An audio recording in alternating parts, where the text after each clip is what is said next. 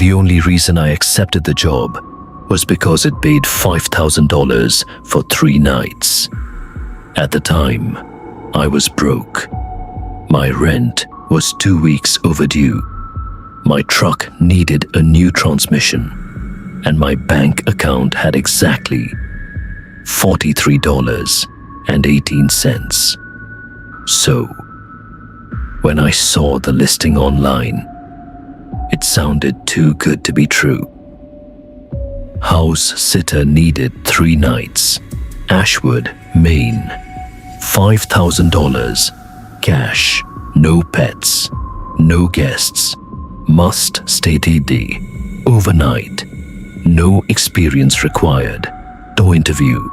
Just a phone number. Normally, I would have ignored something like that.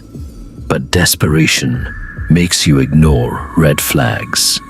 I called. A woman answered on the second ring.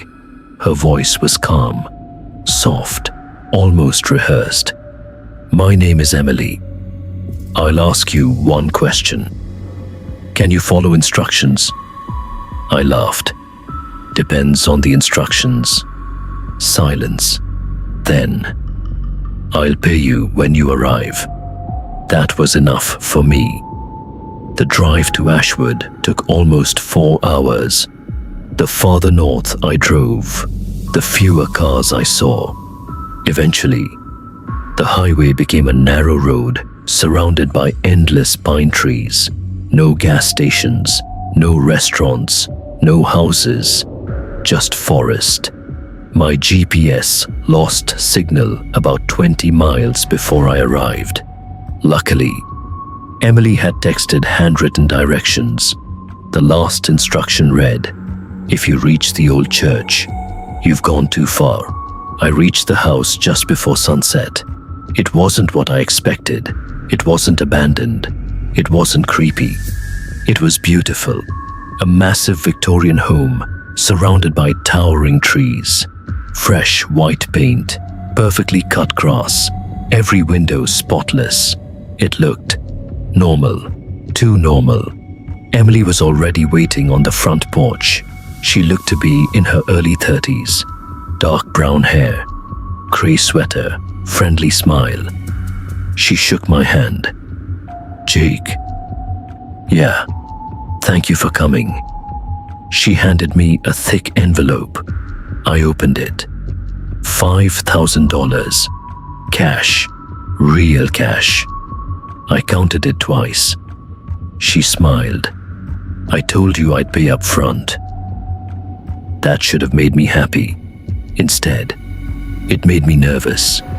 Nobody pays a stranger $5,000 before they've done anything. She showed me around the house.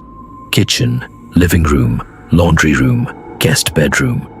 Everything looked spotless, almost untouched. Then she stopped in front of a white wooden door beneath the staircase. Unlike everything else in the house, this door had 3 heavy locks, a steel chain, and fresh scratch marks. Across the bottom, she noticed me staring. Her smile disappeared. "That's the basement." I nodded. I figured. She looked directly into my eyes. "No matter what you hear after midnight, don't unlock that door." I chuckled. "What? Old pipes?" She didn't laugh. Instead, she stepped closer, close enough that I could smell her perfume. "If someone knocks, ignore it. If someone cries, ignore it. If someone says they're hurt, ignore it." She paused, then whispered, "And if you hear my voice," her face turned completely serious, "run." A chill crawled up my spine. I forced a laugh. "You're kidding." She didn't answer. Instead, she picked up her suitcase, walked to the front door, opened it. Before leaving, she looked back one last time and said something that made absolutely no sense. "Whatever happens tonight, Don't let it convince you that I'm downstairs." Then she left. I watched her car disappear through the trees. The house became completely silent. I locked the front door, checked every window, turned on the TV, tried convincing myself she was just messing with the new guy. At exactly 11:59 p.m., every light in the house went out. The grandfather clock in the hallway struck midnight. Dong, dong, dong. Then, from the basement, 3 slow knocks. Knock, knock, knock. And a woman's voice whispered, "Jake, can you unlock the door?" I froze. The voice, it sounded exactly like Emily. Not similar, not close. Exactly. My hand tightened around the TV remote. Maybe she forgot something. Maybe she'd come back. But then I remembered what she'd said only minutes earlier.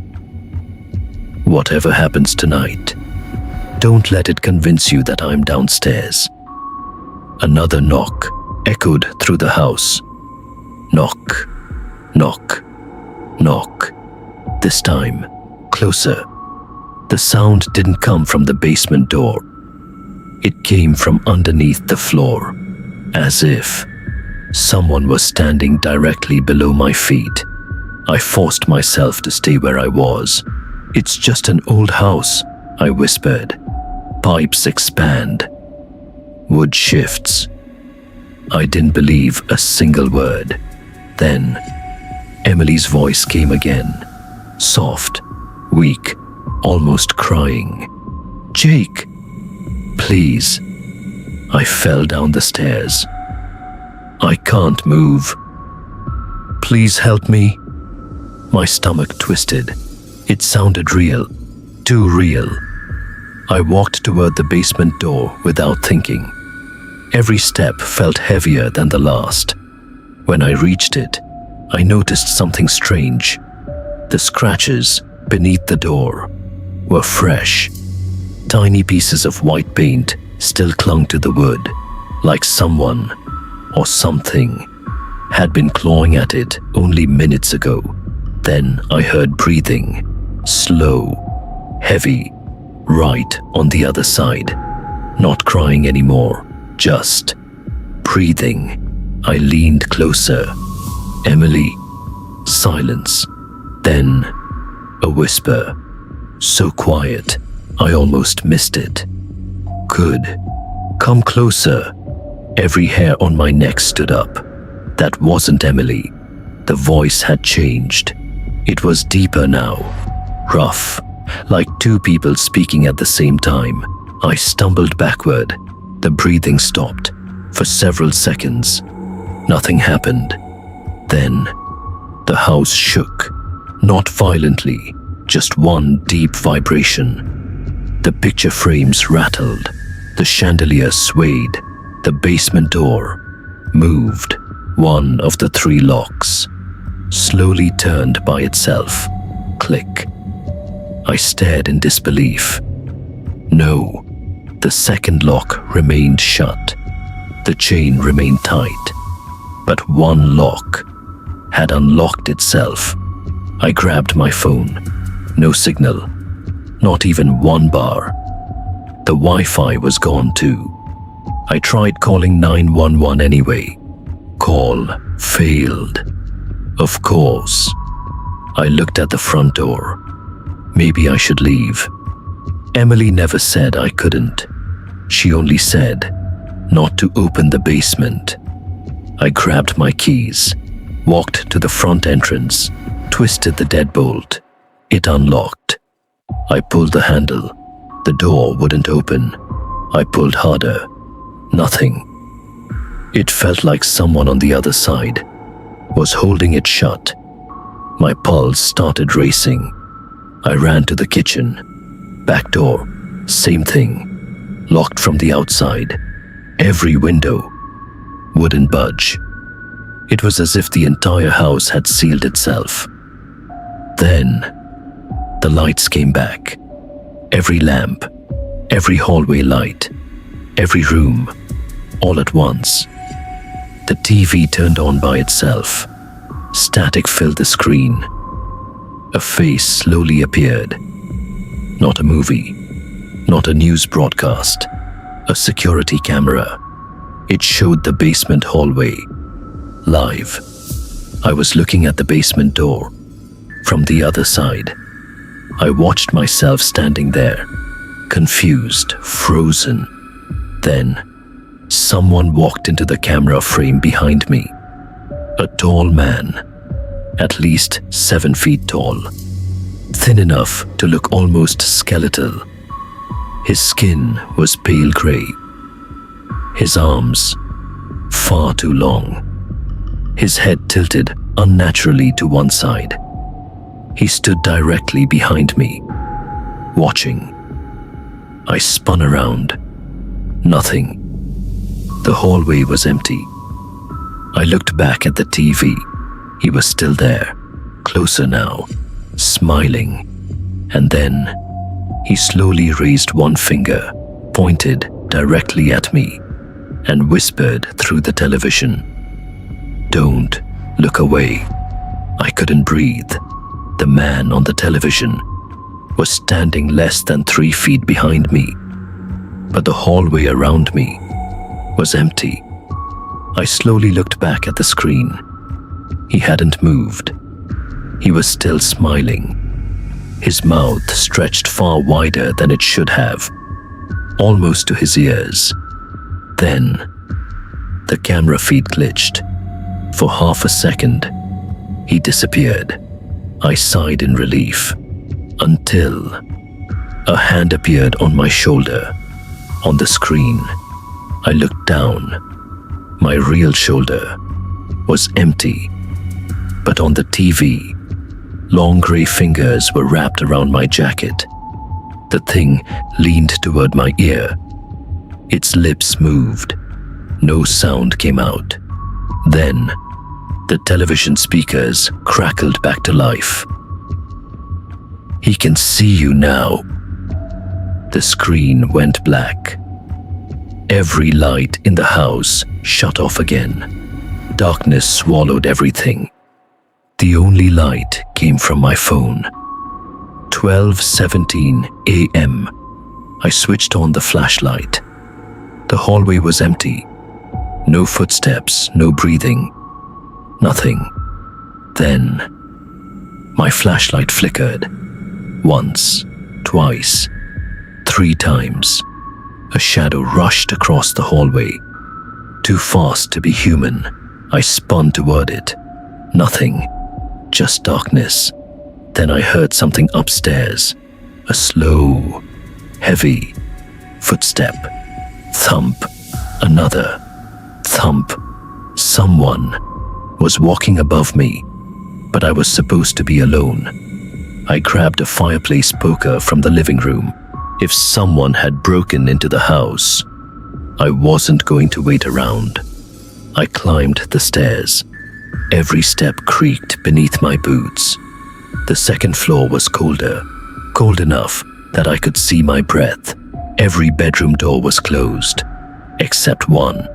At the end of the hallway, the master bedroom. Its door stood halfway open. I didn't remember leaving it like that. I slowly pushed it open.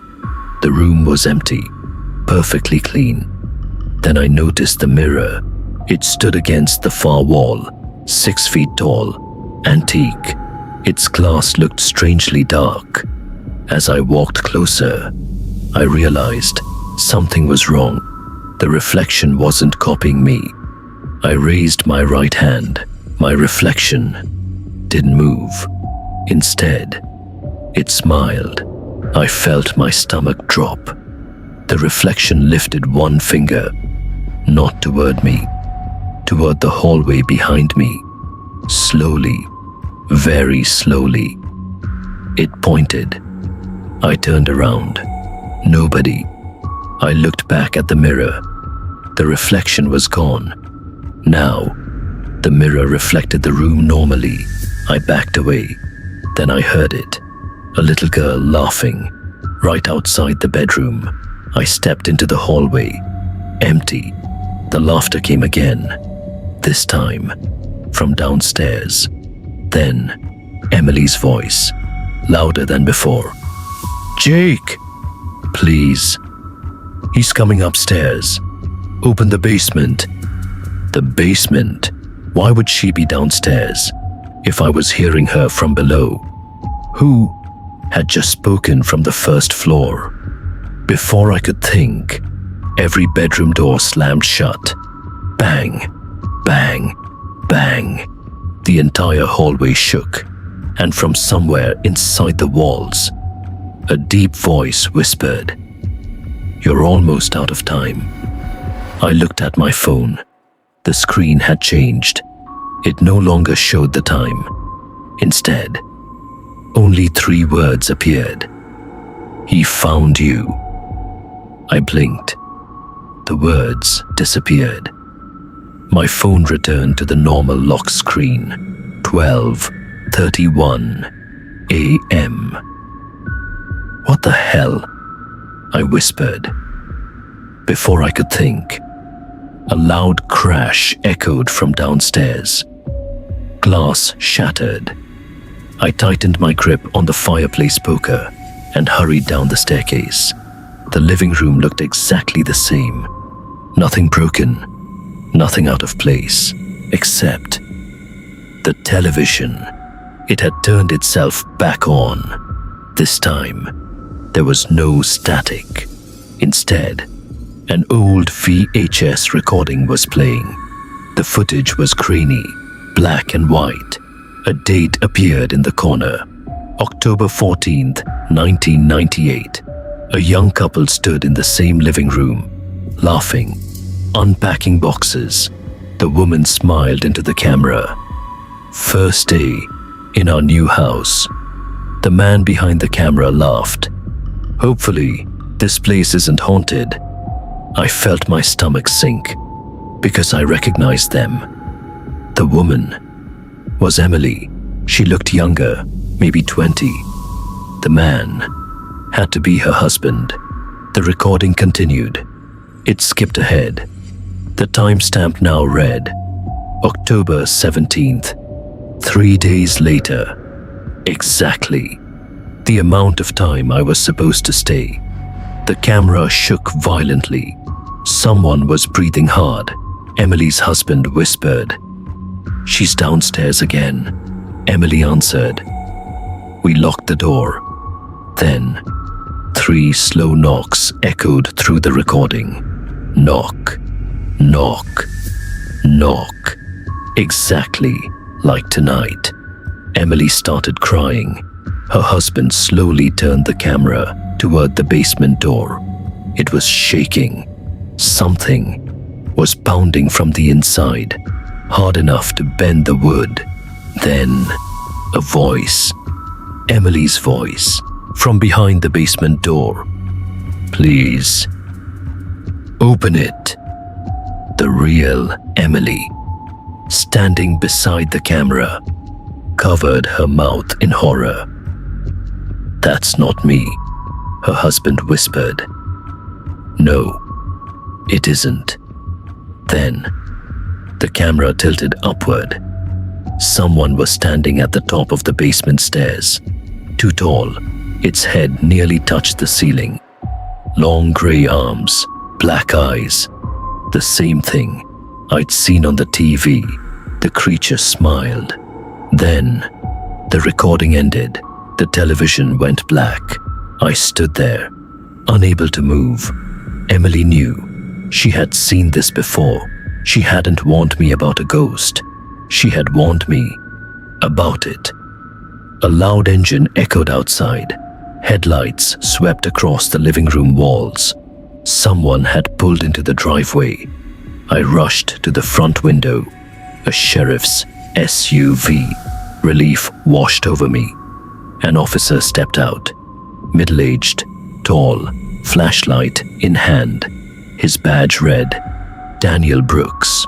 I threw the front door open. This time, it opened instantly.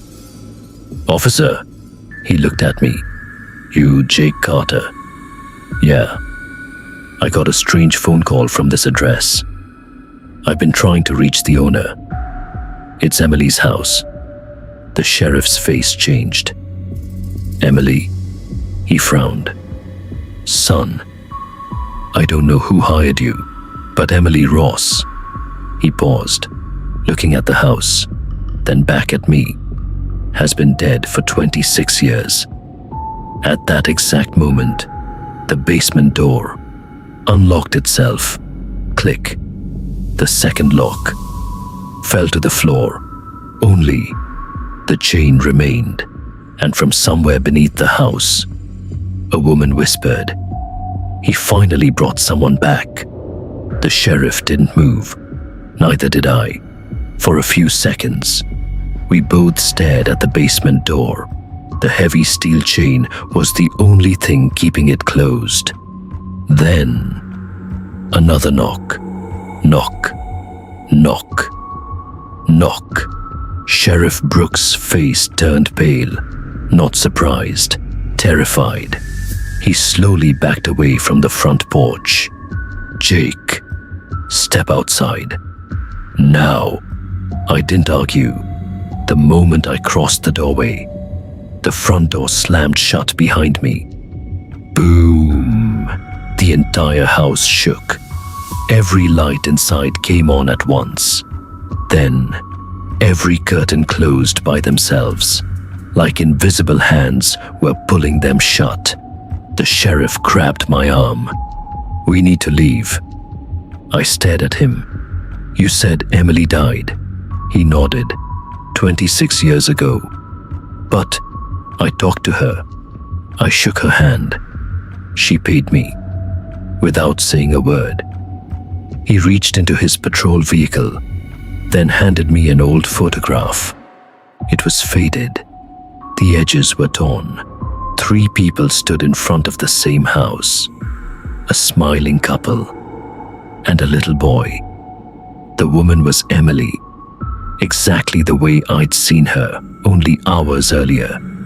She hadn't aged a single day. I looked at the date printed on the back. September 1998. "That's impossible." Brooks sighed. "That's the last picture anyone ever took of them." "What happened?" The sheriff looked toward the house. "I was a rookie deputy back then. We got a 911 call just after midnight. A man kept screaming, 'Something is pretending to be my wife.' My heartbeat stopped." Brooks continued. "When we arrived, the front door was open. The house was empty. No bodies, no blood, no signs of a struggle. Just one thing." "What?" He looked me straight in the eyes. "The basement door. It was wide open."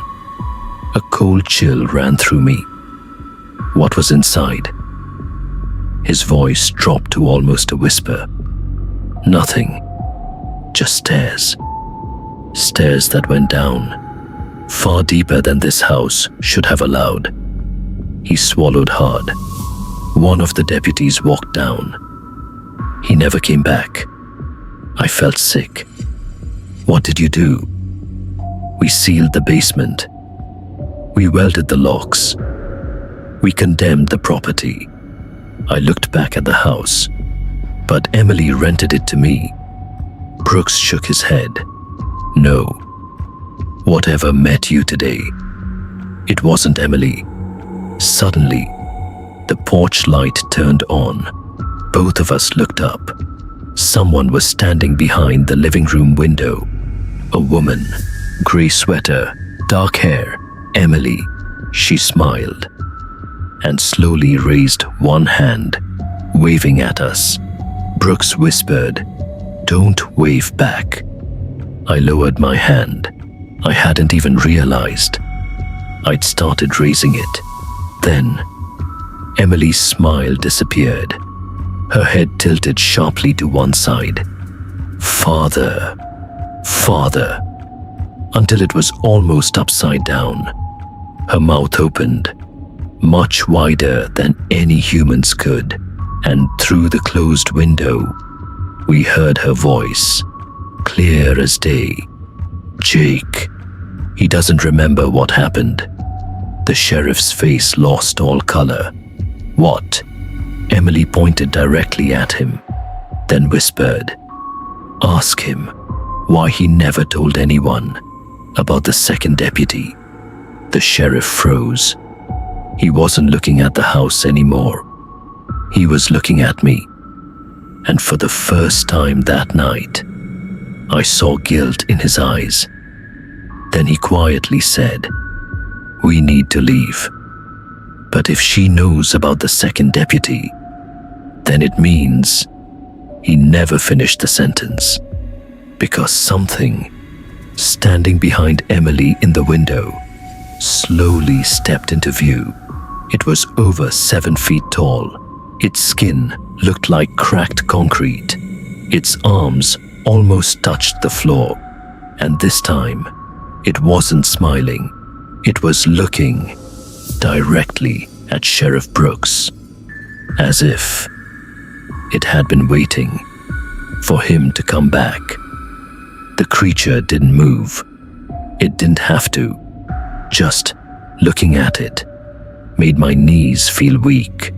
Sheriff Brooks grabbed my arm so hard it hurt. "Get in the truck. Now." His voice cracked.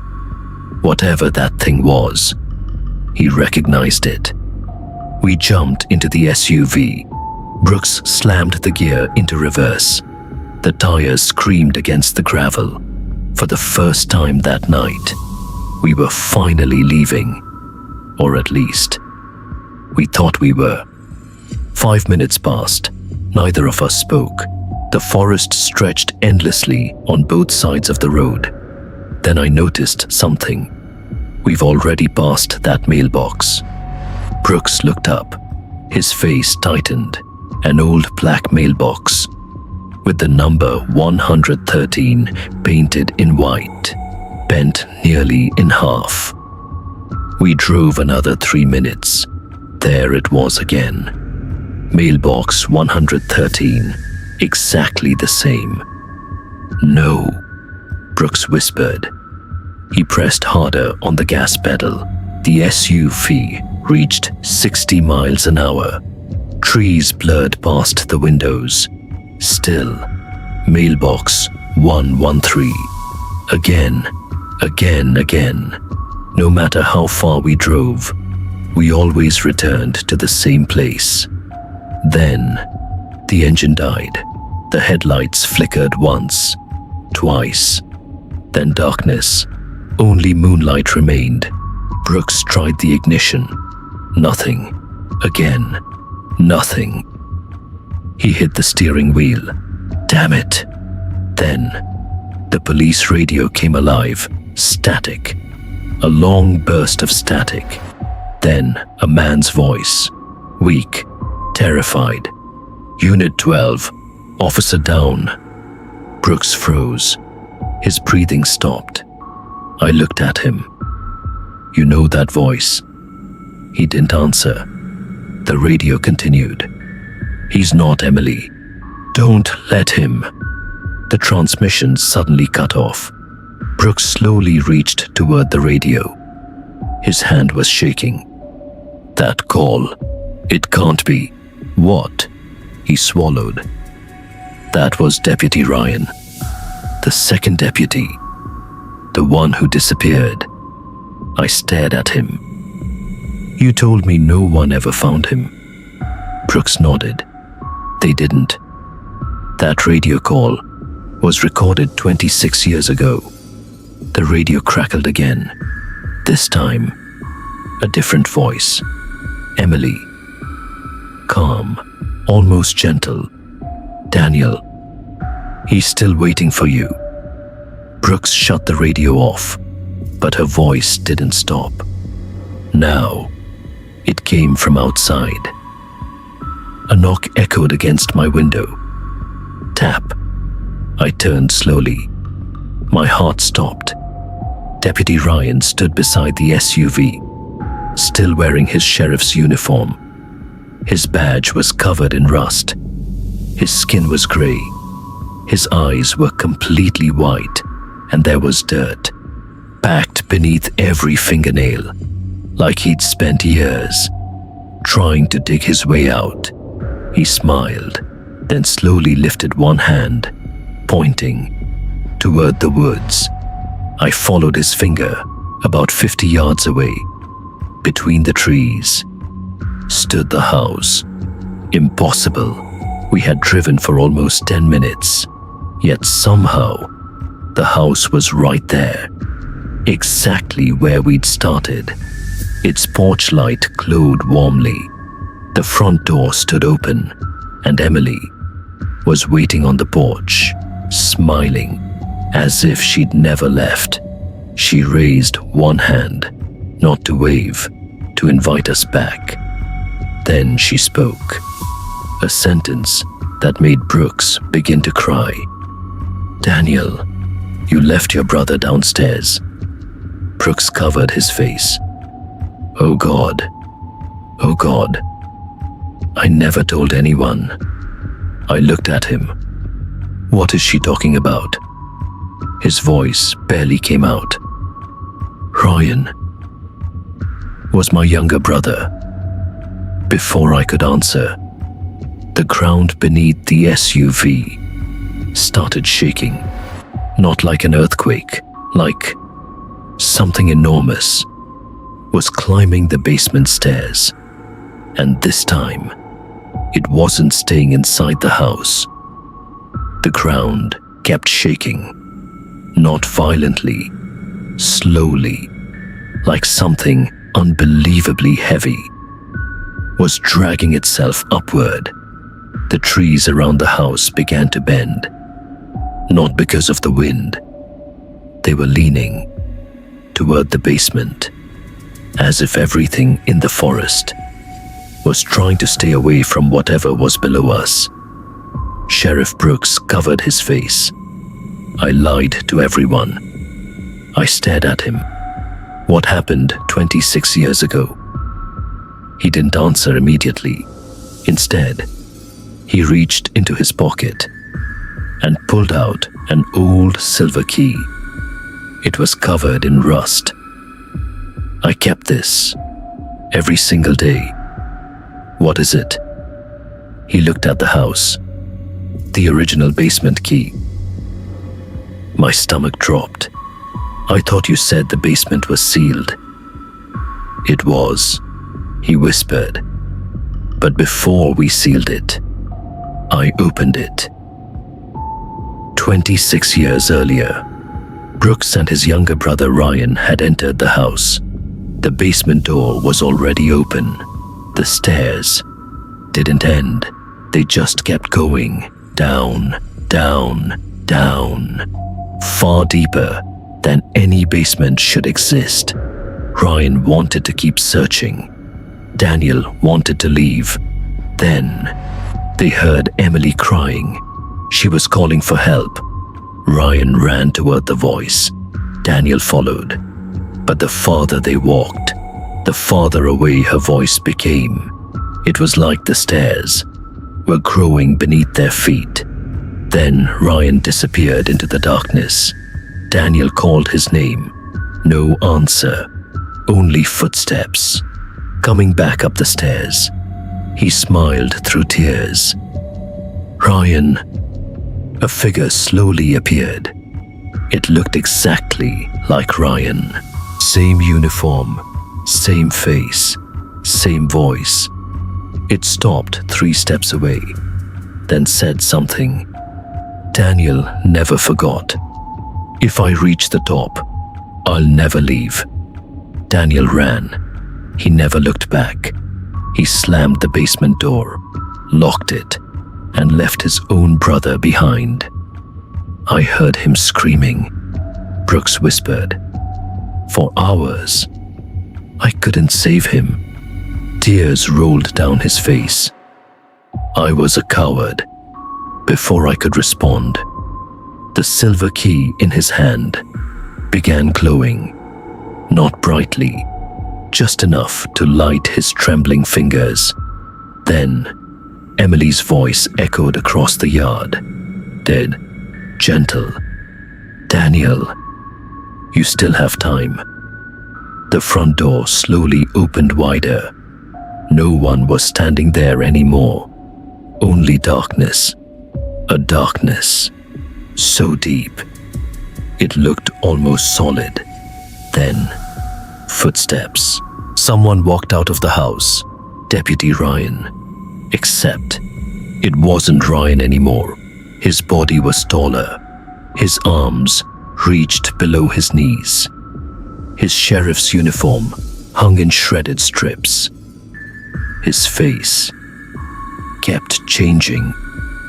1 second Ryan, the next Emily, then a complete stranger, then Jake, me.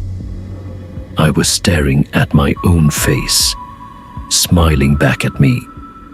It spoke with my voice. "Come downstairs. I'll let you leave." Sheriff Brooks grabbed my shoulder. "Don't answer. It learns. It becomes whoever you trust." The creature smiled wider.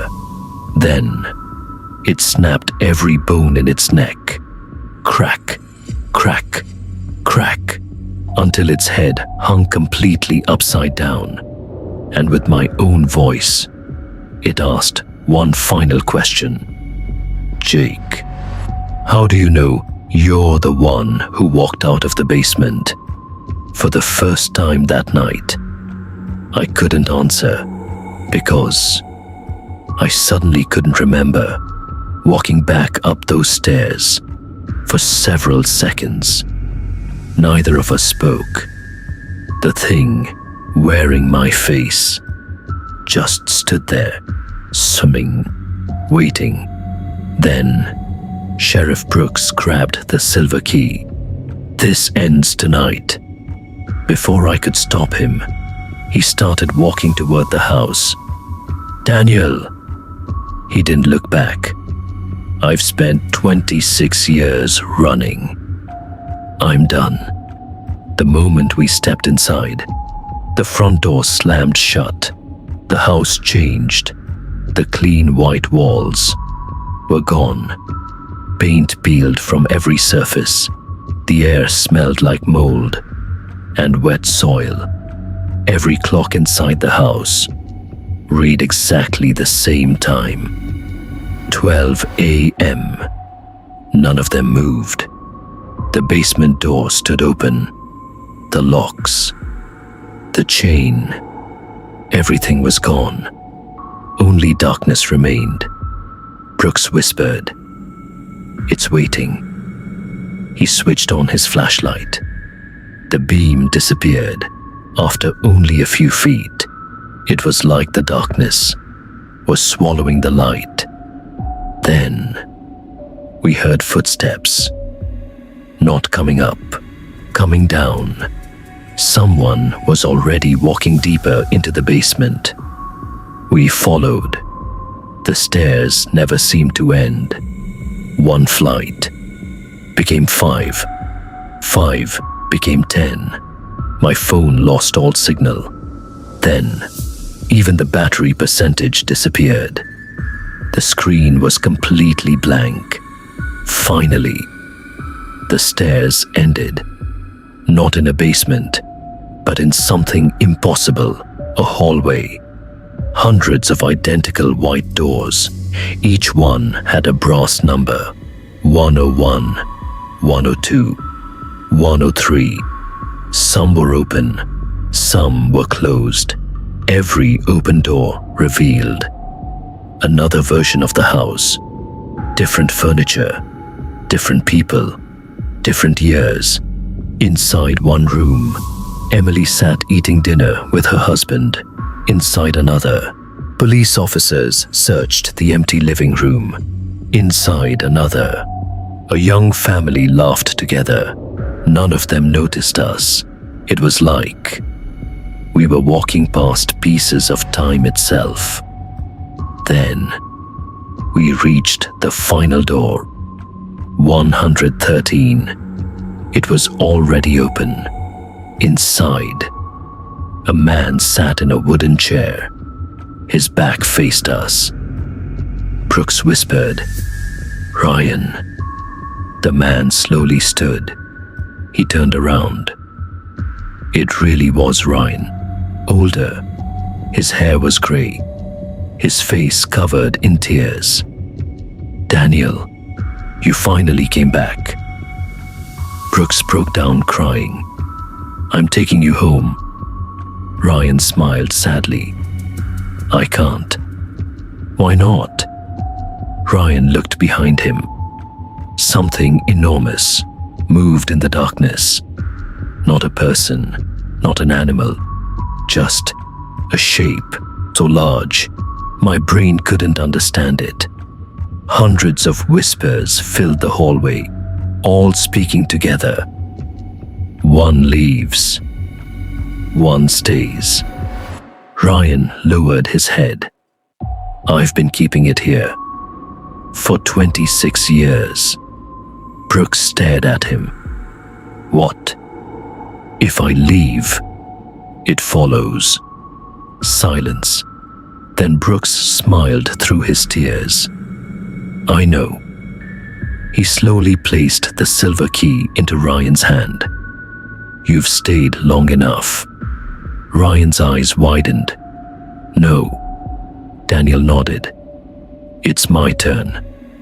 Before I could react, Brooks shoved Ryan toward me. "Jake, take him." The hallway exploded with deafening screams. The darkness rushed forward. Brooks turned and walked toward it. He never screamed. He never ran. He simply disappeared into the blackness. The whispers stopped instantly. Every door slammed shut. Boom! The hallway shook violently. Ryan grabbed my arm. "Run!" The next thing I remember, I was lying on the front lawn.